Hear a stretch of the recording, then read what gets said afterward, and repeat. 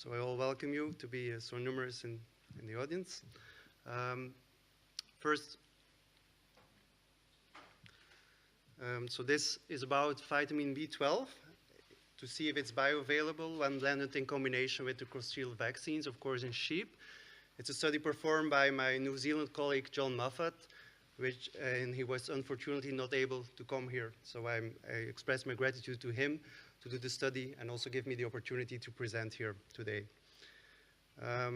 So low cobalt is leading to B12 deficiency, and it's an important cause of poor growth in lambs in New Zealand.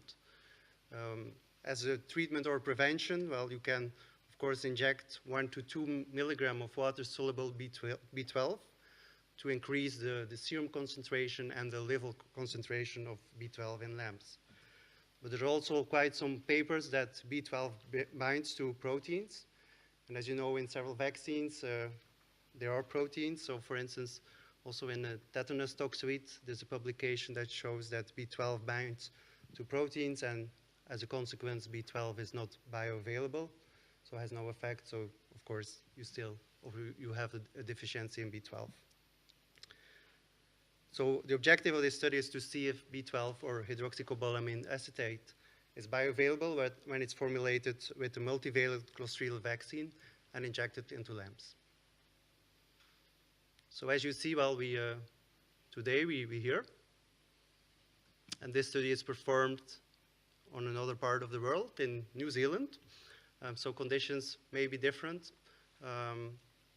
We did a parallel group, negative controlled randomized field trial in a farm in New Zealand. It was a mixed farm having sheep and beef animals, but of course this trial was only done with the sheep animals. We checked the B12 levels, and they were marginally deficient, meaning that, well, we tested 5 animals to screen, and we had an average mean liver B12 concentration of 318. If you look into literature, levels are around 200-300 are normal, so it's a little bit above, but still marginal deficient. Let's define it as that. There are 2 breeds in that farm, Romney, Suffolk, and Texel lambs. We used 105 animals, mixture of male and females of 5 to 6 weeks old. The trial itself was done from January to May 2015. So for New Zealand, January is summer, May is autumn. So the clostridial vaccine we used, so the reference product is Guardian 6-in-1. It's an MSD vaccine we have on the market in Australia containing inactivated bactrians. And the strains are Corynebacterium pseudotuberculosis and 5 clostridial species. So Clostridial tetani, Clostridial perfringens type D, Clostridium septicum, Clostridium novae type B, and Clostridial chauvet. So the test product is the same vaccine, so identical, with addition of vitamin B12, so hydroxycobalamin acetate, equivalent to 1 milligram of milliliter of B12.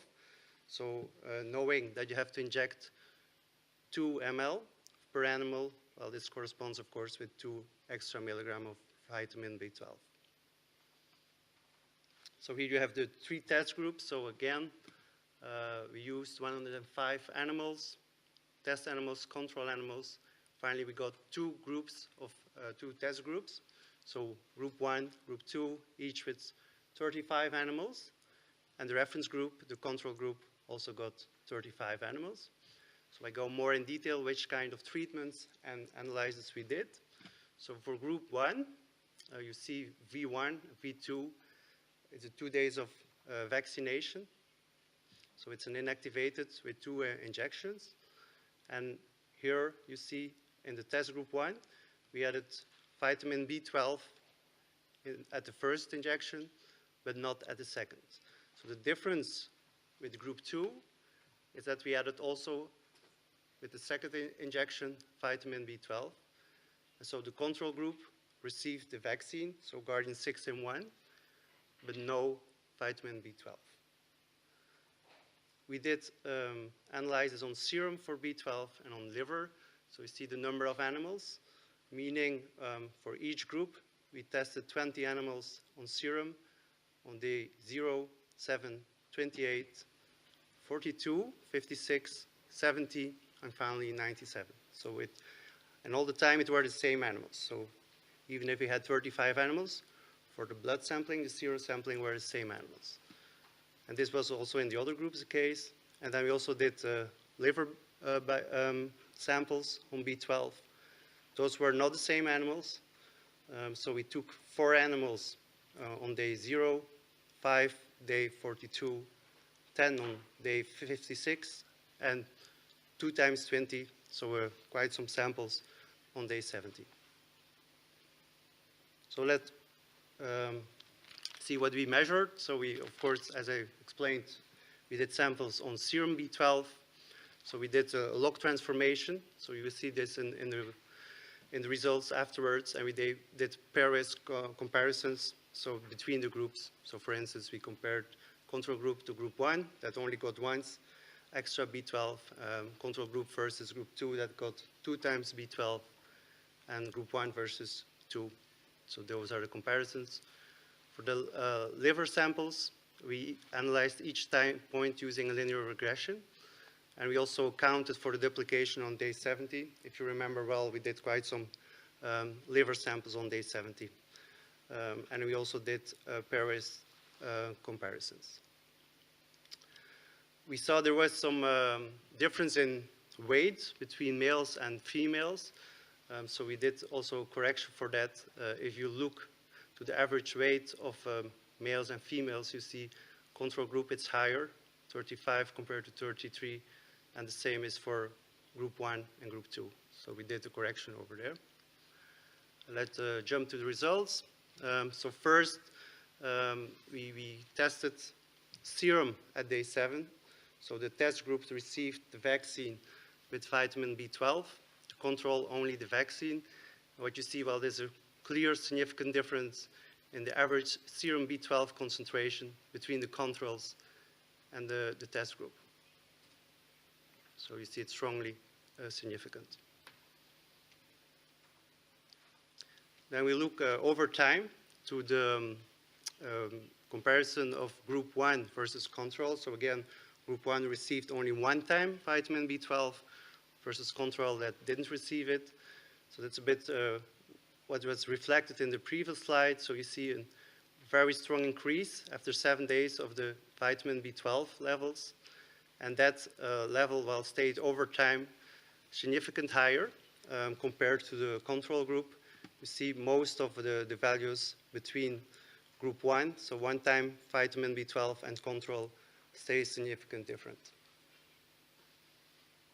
Then let's compare group 2, so the group that's received 2 times vitamin B12, and there you have a similar picture, meaning, again, on day 7 you see a very steep increase compared to day 0 of the concentration of vitamin B12, and that stays significant different and higher over time, so even until day 97, even if this is not significant any longer, it's still numerical different.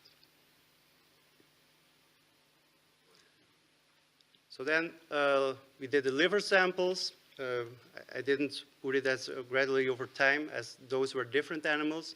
But you see, well, day 0, no differences. Well, it's clear the animals didn't really receive the vitamin B12 at that day. But day 24, you see if you give it 1 time, 2 times, there is an increase of levels of vitamin B12, the same at day 56 and the same at day 70. And those were pairwise significant different. So as well on day 42, 56, and 70. So the conclusions, so it's clear when vitamin B12 is formulated into a clostridial vaccine, even with a lot of proteins in the vaccine, it's still bioavailable for the animal. So we looked also at B12 supplementation if you do it 1 time or 2 times. In both groups, we saw a large initial increase, so day 0 compared to day 7, and that stayed prolonged over time so as well in the serum as in the liver. And the results are comparable to those seen when lambs were injected with only vitamin B12 in a water solution. So it's no difference if you give it in a vaccine containing proteins as in the water solution. And then if you look to the 2 treatment groups, so once vitamin B12 and 2 times vitamin B12, there were differences, but those were minimal. So in fact, you could say that 1 time vitamin B12 is sufficient to protect them for vitamin B12 deficiency. So thank you very much. If there are questions, I'm happy to answer them. Okay.